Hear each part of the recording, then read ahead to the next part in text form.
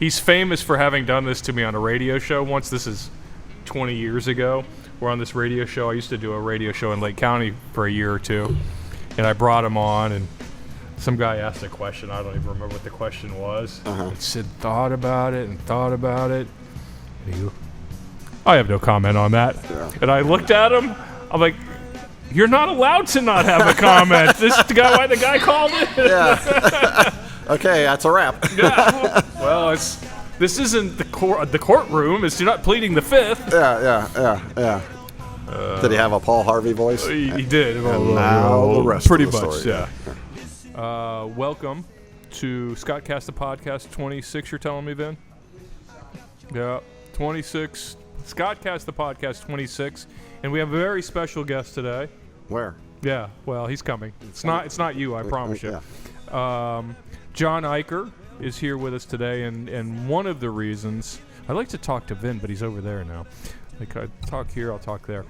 One of the reasons, Vin, that we have John on the show today is it's tax time will soon be upon us. April's when most people get pretty neurotic about their taxes, and John is very well qualified. Not only is he a CPA, but he was also the CFO for a pretty well-known company here in Central Florida. I think it's okay to say that you were the CFO of ABC Liquor for a very long time. Yep, I was. Yeah. It didn't result in me in getting any free bourbon or anything, but that's another discussion. No.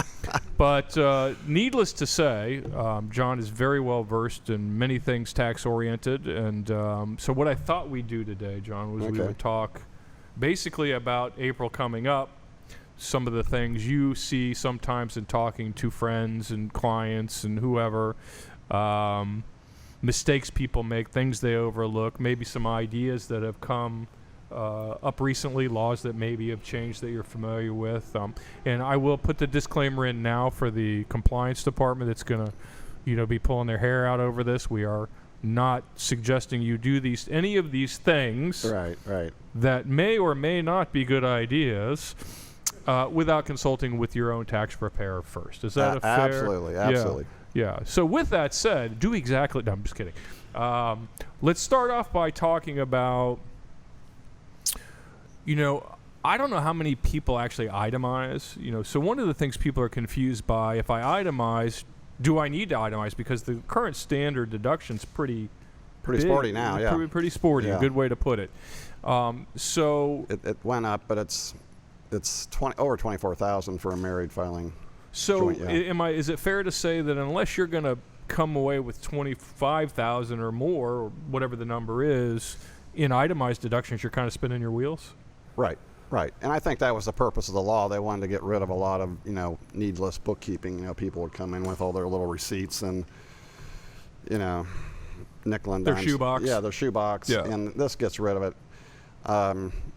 I still do tax returns. I volunteer for tax aid.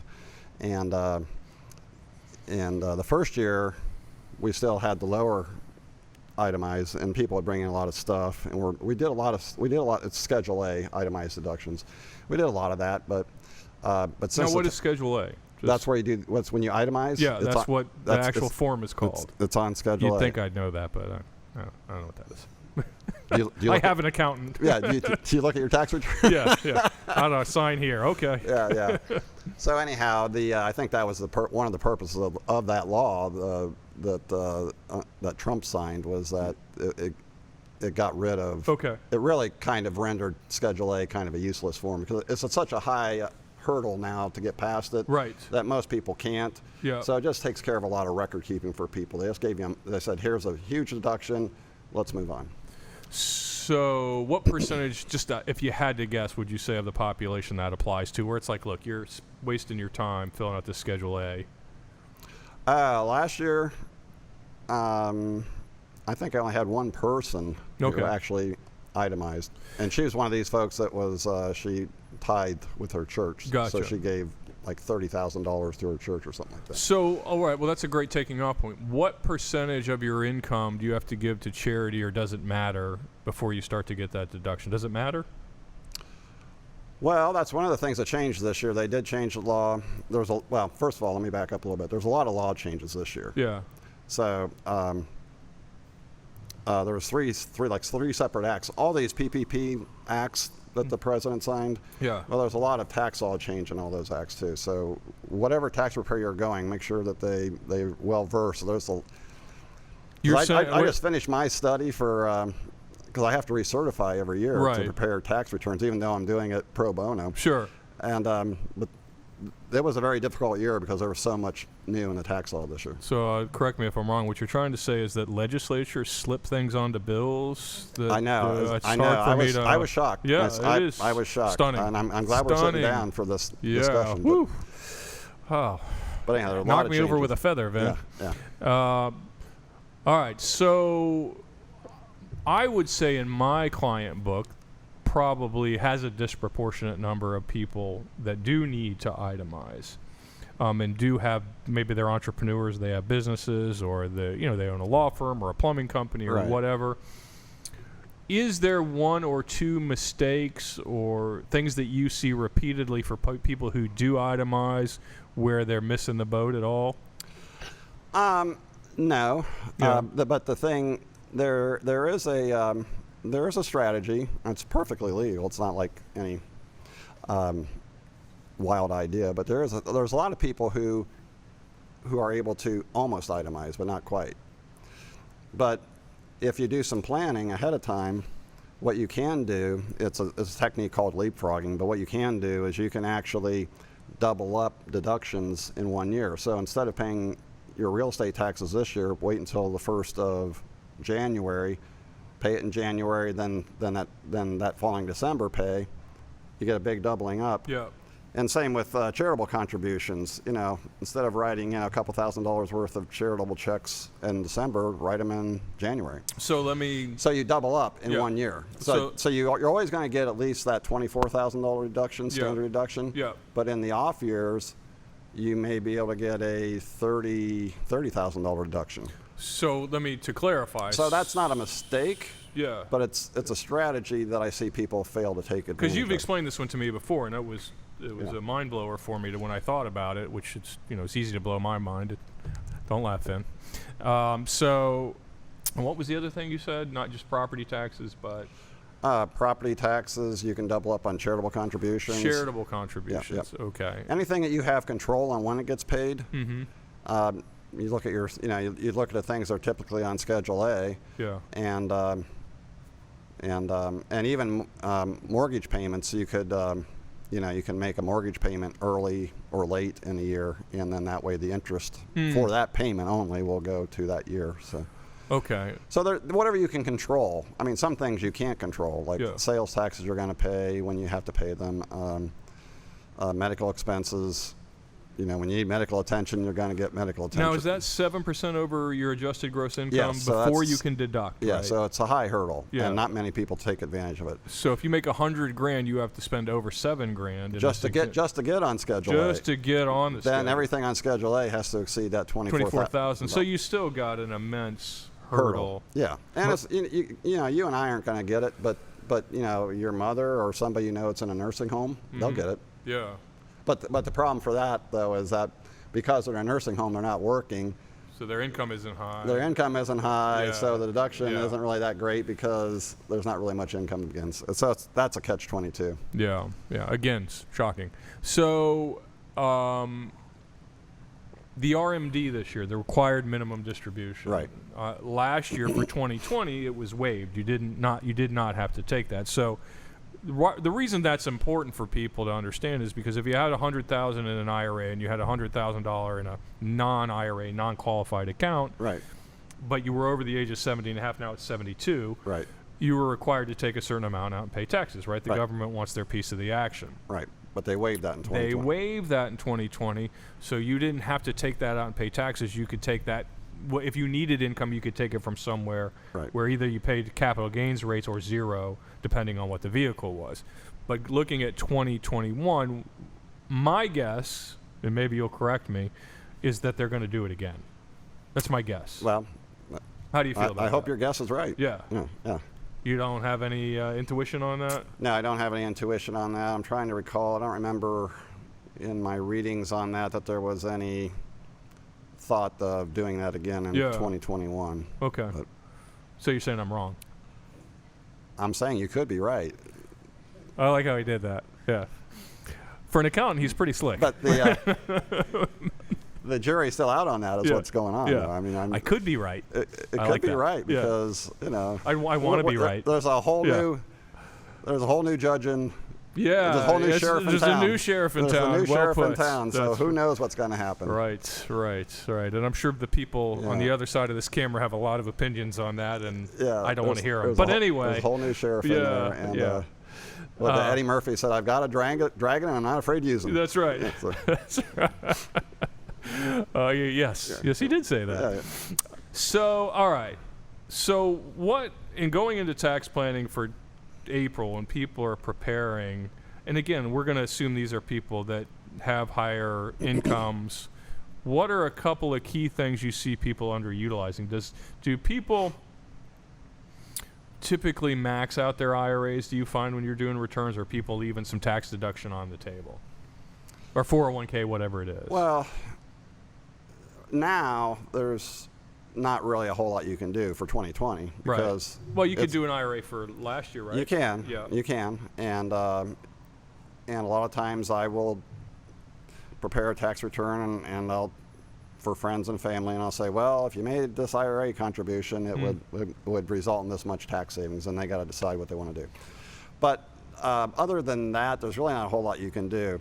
And one thing that you and I have talked about is that, I really think that people should be visiting with their CPAs before the end of the year. Yes, thank you. Because once you get to this point in time and you go to, people just usually go to their CPA once a year. They bring in their shoebox of receipts and tax forms they got in the mail and whatnot.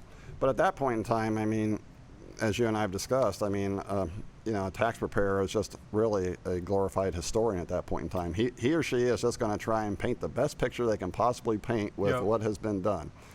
But what I find when I'm doing tax work for folks, I'll look at something and I'll say, man, if you'd only called me about this, we could have structured this a little bit differently and would have saved you some money or postponed paying a tax. I mean, you always want to postpone paying taxes off and accelerate deductions coming in, right?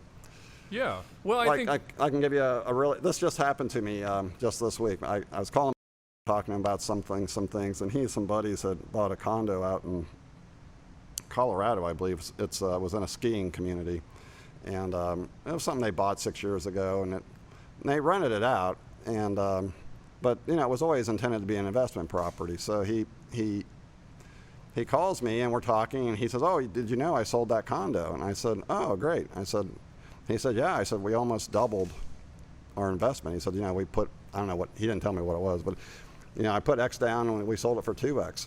And I said, "Well, when did that sale happen?" And he said, it was December, January, and I'm thinking to myself, say January. Right. But he says, no, it was December because my CPA told me I'm going to have a big capital gains tax. And I was like, well, there is an example where you should have talked to a CPA before. Yeah. Because it would have probably been very easy to negotiate that sale to happen in January. Yeah. So now the tax that's going to be due in April, it would have been due a year this April, and it would give him time to harvest any losses he has in the stock portfolio to offset that gain. Or not that our stock portfolios ever have losses. Right. But theoretically. No. But he's not with you. Of course, So that let's make that clear. So anyhow, he lost that opportunity. Yeah, I think that is. And those are the things where I think that people should spend, I mean, how many times do your clients come in to see you? Several times a year. And what are they in there for? Planning, preparation, review. But they're in there to mitigate their market risk. Sure. Protect their assets. Yeah. And tax planning. Maximize profits, minimize expense, all that. And for the same reasons, I would argue you should see your tax preparer several times a year too. Well, I think that's your point is, and you and I did talk about this, and I never really, I think I knew what you were saying was true, but I never thought about it until you pointed it out to me that, typically an accountant's playing defense in April, right? They're Absolutely. a total defense. They've got 1,000 returns sitting in front of them. They're just trying to knock them out. And sure, it's an assembly line. Really doing planning at that point. I mean, the horses are so far out of that barn, you can't even see them anymore. Right. They're just going. They call you. Okay, your tax returns. We just e-filed it. Yeah. The bill's in the mail. Next. Yeah. And my point, and your point that you just made was excellent. In your brother's case, whether it's your brother or anybody else, had that accountant said, "Look, man, push that off to January," and that gives us the entire year to, all joking aside, to look at your stock portfolio or whatever capital gain opportunities you do or do not have and say, well, Microsoft or Apple or whatever was down.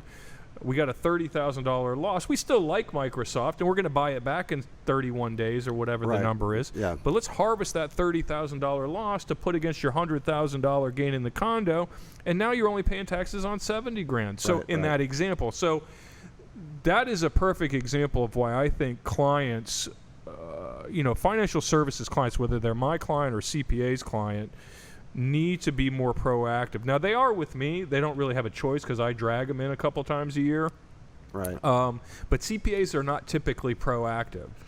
And they need to, so therefore you as the client need to say, listen, I want to meet with you in August. I want to meet with you again maybe in October, or at least have a phone conversation. Right, they should. They should. To be out, because these are sometimes these are $10,000, $20,000, $30,000 issues. Yeah, they can be. Yeah, absolutely, they can be.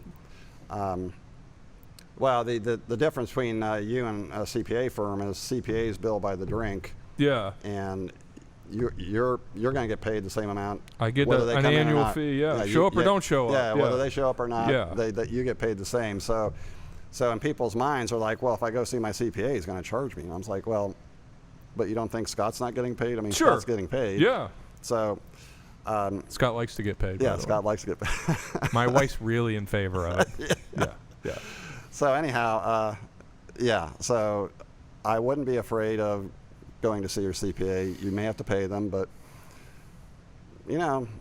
that's the time when they can sit down, they can focus, they can think a little bit about, okay, how do we strategize minimizing your tax rate risk? I mean, you worry about market rate risk, but sure. there's tax rate risk too. So how do you minimize that? And it's penny wise and pound foolish, because if you say, well, my accountant gets whatever our accountant gets per hour, I don't know, $100 an hour, whatever the number is, and you say, well, I don't want to spend $200 or $150 having that conversation. Meanwhile, your tax bill's $10,000 too high in some cases, right? So, again, penny wise, pound foolish. Don't not spend that $100 to save $10,000. I guess is my point, and I think your point, and that won't always be the case. You won't always save $10,000. That's really not what I'm saying, but I think oftentimes that's what people think. They think, well, it's not worth it. Sometimes it is worth it. Well, it may not be worth it that year, but you may have strategies that are multi-year or, into retirement kind of strategies that you want to follow. Well, I also think that the idea that you would have to pay an hourly rate isn't always true either. You could, if you go into a relationship with any professional, a CPA or whoever it is, and you say, look, I would like to meet with you this many times in advance. Right. How much will you charge me for that, or can we build that into a retainer, or is there some kind of Sure, I'm sure you can negotiate. Work out a deal. Yeah, sure, because all professionals would love to know they've got the work. It's kind of like if I got this work in the bank, they can probably do it for cheap. Be willing to do it for a cheaper price. I think the other part of it is, and this is also true of my business, people think they know things that they don't know. Like, how hard can it be? Scott does it, which I totally understand. But in your case, I've got TurboTax. Yeah, that's right. But they don't know sometimes what they don't know, and I don't think you should overestimate your. I've been in the investment business for 33 years. You, on a regular basis, tell me things that I didn't think of in terms of tax preparation. That you were talking about that real. I know it's true. You're a smart guy, John. I don't care what your wife says. You're a smart guy. But you have told me many times ideas with regard to a tax return or to a client review or whatever, things to look for that I hadn't even considered. And again, I'm immersed in it every day. Right. Much like that cloth is immersed in coffee right now. Coffee, yeah. Which that was really good coffee, by the way. Well, the good news was it was black coffee and it's a black tabletop, so it won't stain. So. It'll smell good later. So again, simply put, don't underestimate the value of having a conversation proactively. Yeah, absolutely. And how often would you say, I mean, should they go in once every 6 months? I would certainly go in. I would certainly want to get in there in, like, say, September, October. Okay. You can talk about things like, I've got a condo up for sale, and what's that going to do to me? Or, you know, what's the new tax law legislation this year, which there's been a ton of this year. So, you know, and does any of that apply to me? Right. Is there anything I need to be aware of? You know, okay, so for example, somebody had gone in and there's no RMDs this year. So, you know, one of the things I read and I thought was brilliant, I was like, maybe you consider taking the normal RMD that you would have taken and convert it to a Roth. And I thought, well, that's pretty darn smart, because Roths have a lot of advantages that traditional IRAs don't. Sure. Because, and then in the next, because Roths are not subject to RMDs. Right. So now you've actually lowered your base. So when you have next year's RMD, then you're going to have a less of an RMD because of that. Yeah, and that's an interesting one. People ask about that all the time, and so you know, so I'll ask you this question, because I get asked this question quite a bit. Is if you are in your 70s and you do convert to a Roth from a traditional, obviously there's an upfront cost to that. You have to pay the taxes due immediately. So the question is the potential, say the average life expectancy is 84 or 85, let's say, at that stage of the game, is it really worth it? Like, will you pure dollars to dollars, is it worth it to make that transaction? Is there a cut and dry answer to that, do you think, or it's just it depends? The answer is it depends, but here's the deal. You know, I always hear people say, well, when you're in your 30s, you want to be in a Roth. When you get to be 45, you switch over to a traditional. Mm-hmm. And I'm like, and I was always like, why do people make these statements? And actually, you know, when you put pencil to paper and actually do the math, here's the bottom line. Whether you're in a Roth or a traditional IRA, assuming that your personal tax rate doesn't change. Yeah. So say you're in the 25% tax rate today. Yeah. And you know you're going to be in the 25% tax rate in 20 years when you retire. Sure. Assuming that tax rate doesn't change. Yeah. You're going to be in exactly the same spot either way you go. Either way. Net of tax, you're going to if you end up with net $100,000 in an IRA, you're going to end up net $100,000 in a Roth IRA. So the only thing that makes a difference is the tax rate. It's a tax rate play. Right. End of day, it's a tax rate play. So if I'm in a really high tax rate today, and I think I'm going to be in a really low tax rate when I retire, yeah, then you want to go traditional. Yeah. But here's the thing. You don't know what you're going to be in when you retire. Yeah. And as we said before, there's a new sheriff in town. Sure. And I think, you know, tax rates right now are at historic lows. Right. I don't see them going anywhere but up. Sure. And I would imagine a lot of your clients, when they retire, they're probably going to retire to incomes that are actually pretty similar to what they're in now. Yeah, if they're not exactly the same, they're going to be close. And so they'll be in a very similar tax rate position, but if taxes go up. So my advice to somebody, and I'm not a financial guy, I don't have my Series 7 license and all that, but my advice is to hedge your bets and try to set yourself up for retirement with like 50% of your retirement assets in a Roth or non-taxable and 50% into an IRA, just because you don't know what the markets are going to be doing, you don't know what tax rates are going to be doing, and you don't know what your own personal tax rate's going to be when you retire. So if you have 50-50, then you can pull either string you want when you're in retirement. And I like it as a planning tool, and again, this is all hypothetical, of course, but as a planning tool for a client, I also like the flexibility of a client calls up and says, you know, you call me up and you say, look, Scott, Bonnie and I have decided we're going to do that trip to Europe we've always talked about. We're going to be there for 3 months, and it's going to cost $50,000. Right.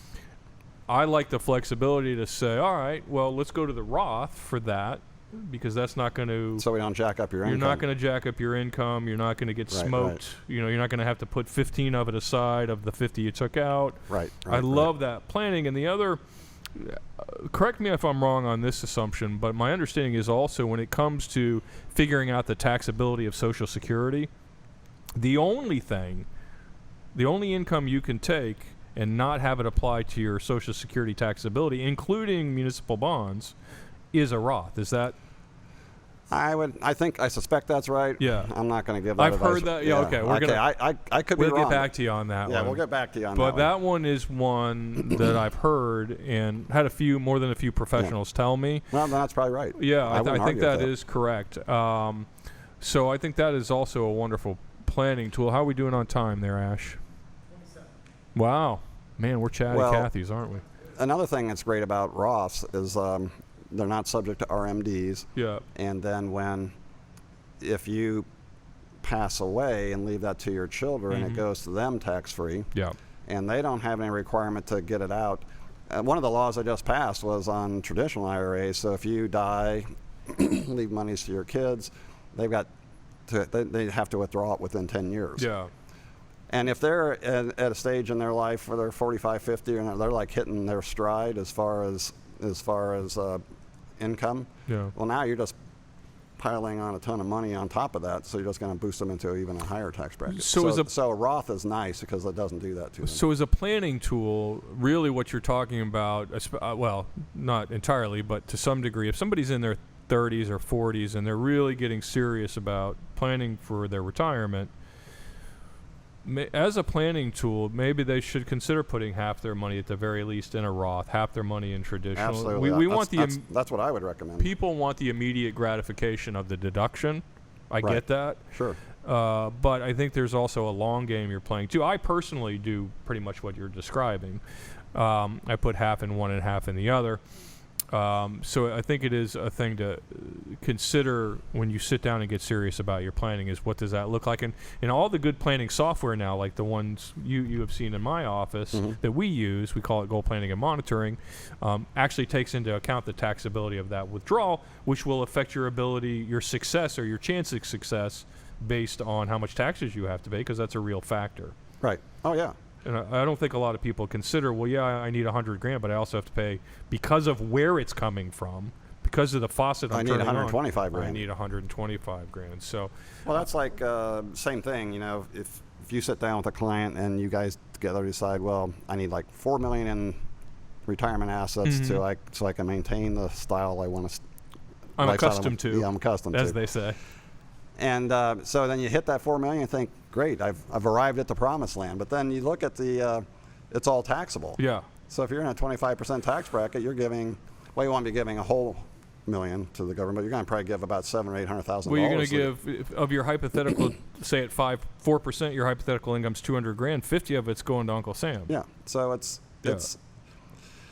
And the other thing that's nice about being able to use Roth monies in retirement is that if you're used to like let's just pick a number, $200,000. Say you're used to a $200,000 a year income.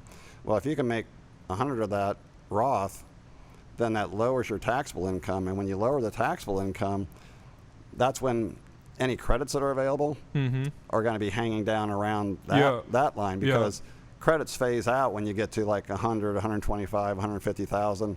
Then those credits phase out over that. So it will make. So not only will you pay less just top line tax, it may make you available for, if they are applicable, it would make you available for more credits too. I mean, I think it's funny, you and I have been talking for 30 minutes about numerous ideas, numerous concepts that I don't think people spend 2 seconds on in April when they're dealing with this stuff. They're right, because right now they just got to get a tax return. They're under the gun. They got to get this done. They're worried about filing late and all those sort of things. So 2 points I want to make in closing. One is that these are all just ideas, hypothetical ideas to think about. Somewhere in St. Pete's, a very nervous compliance officer watching all this stuff. Yeah. He's going to walk through this back door. And now I'm making Ashley nervous because she's going to have to deal with it. But these are all just ideas and concepts to explore with your own CPA. The other is that John is not here by accident. He didn't just accidentally wander into the studio. Yeah, it was the free lunch. It was. He got a free cup of coffee, and I got one too, but I no longer have it for some reason. But he's also working with our practice to help some of our clients who want to have a conversation like this one-on-one. This is my basically announcement that he's going to be available to do that for you. He's been a good friend and part of our firm's family for a while now, and I would urge anyone who has intricate tax questions to seek John's counsel to help guide them. And again, that is, I call it just a discussion. Just a discussion. Yeah. It's third base accounting, I like to call it. We're going to take you to, around the bases, but your CPA, your own tax preparer, needs to bring you all the way to home plate. But we're excited for you to be able to have these kinds of conversations one-on-one with actual clients. So any last-minute words of wisdom before I take us out of here? No, I would I would just say there's been a lot of tax law changes, so you might want to interview your tax preparer and just make sure that they've, that they're well aware of them, and make sure, because there's a lot of new stuff in the tax law, so it could very well be stuff that may apply to you. So yeah, I mean, ask those questions. Yeah, you should Google that stuff and bring that to your accountant. Professionals love when you Google stuff and bring it in. Yeah. All right. I bet you do. Yeah. Well, anyway, thank you, John, by the way. You. And this won't be the last time I'm going to drag you in here and make you tell people stuff. Okay. I think it was a wonderful discussion. Ash, Vin, any tax questions while we're here? Yeah, right. All right, well, that is a wrap on ScottCast, the podcast, episode 26 with John Eicher, CPA, taxman extraordinaire. You made it to the ScottCast. That's right. You are big time now, baby. I'm big time now. Woo! Your followers will go up to 3 or 4 on Twitter. Now listen.